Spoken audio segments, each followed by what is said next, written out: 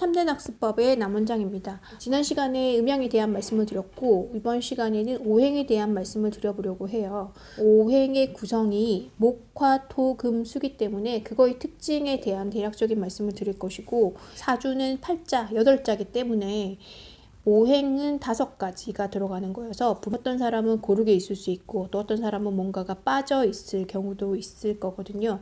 그러면 지금 말씀드리는 이 오행들 중에 내가 어떤 거의 비중이 더 높은지 혹은 적은지를 판단해서 그런 기운들을 알아볼 수 있을 거라고 생각이 듭니다. 먼저 8글자 중에 몇 글자가 나의 오행을 차지하는가도 중요하지만 각각의 자리들마다 그 비중이라고 해야 되나? 값을 나타내는 영향력이 다르기 때문에 자세한 내용은 다음 시간에 어떤 그 부분에서 조금 더 그 힘을 더 받게 되는 건지 하는 부분은 안내를 드리도록 하고요. 일단은 기본적으로 그 오행의 특징에 대한 말씀을 드릴게요.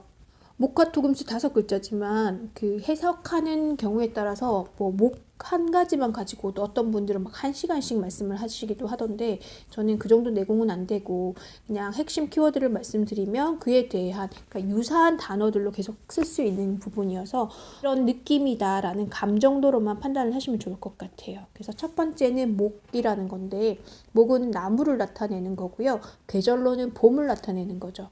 그래서 봄이라고 하면 시작하는 기운이고 새싹이 자라나는 기운이고 이렇게 되는 거잖아요. 그래서 목 기운이 강한 사람들은 잘 시작을 하는 반면에 조금 유지하는 게 좀 힘들 수가 있어요. 왜냐하면 그만큼 자극이 많고 그리고 이때는 그 사람의 인간사를 봤을 때는 막 자라나는 어린아이 같은 호기심 왕성하고 생동감이 넘치는 그런 시기거든요. 그 다음에 자존심이라든지 이런 게 굉장히 강하고 대신에 그에 따른 결과물에 대해서는 그렇게 욕심을 많이 내지는 않는 편인 게 아쉬운 부분이어서 목이 많으신 분들은 이런 점을 주의해서 잘 시작을 하는 장점이 있는 반면에 마무리가 약하니까 그 부분을 보완할 수 있는 기운들을 연구를 하시면 좋을 것 같고요.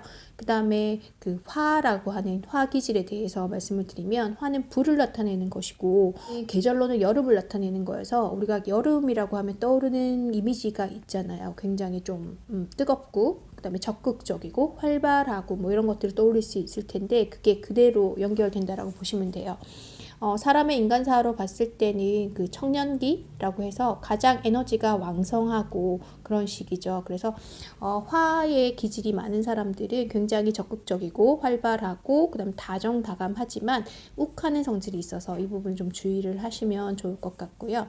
그 다음 토라는 기질은 계절로는 그 환절기를 나타내는 거여서 봄, 여름, 가을, 겨울 사이사이마다 환절기가 나오잖아요. 그래서 인간사로 따졌을 때는 중년의 기운이어서 약간 한쪽에 좀 치우치지 않는 그런 기운들을 가지고 있으며 과묵하고 진중한 반면에 좀 변화를 싫어한다라고 볼 수 있을 것 같아요. 그러니까 다 그런 건 아니지만 이제 중년 정도 됐으면 내가 어느 정도 자리를 잡았고 변화하는 걸 크게 원하지 않기 때문에 토 기운이 많으신 분들은 조금 과묵하면서 진중한 그런 중후한 분위기를 풍긴다라고 보시면 될 것 같아요.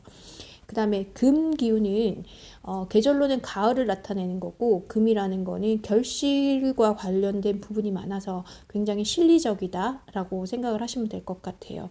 대신에 이제 그런 실리를 많이 따지기 때문에 이해관계에서 조금 예민한 부분이 있고 그리고 기억력이 굉장히 좀 좋은 편이며 논리적이다라고 얘기를 할 수가 있거든요. 근데 지나치게 정확한 걸 추구하다 보니 조금 까칠한 부분도 있을 수 있어서 그걸 주의를 하시면 될 것 같고 그 다음에 이제 수라는 부분은 계절로는 겨울을 나타내는 것이고 그 다음에 인간사로 봤을 때는 노년기라고 얘기를 할 수 있거든요. 수기운이 많은 사람들은 굉장히 좀 조숙하면서 생각이 깊다라고 보통 얘기를 해요. 그래서 학문과 관련되거나 공부와 관련된 거는 수기질이 많은 사람들이 좀 유리하다라고 얘기를 하는데 대신에 생각이 많기 때문에 행동으로 연결되는 부분은 좀 떨어지는 경향이 있는 게 단점일 수도 있는데 이 부분을 보완할 수 있도록 좀 더 신경을 쓰시면 좋을 것 같아요.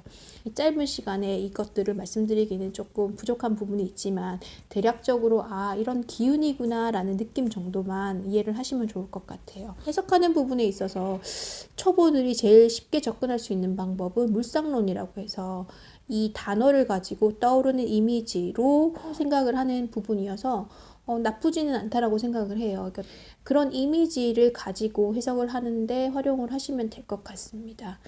네, 오늘 제 영상은 여기까지고 시청해 주셔서 감사합니다.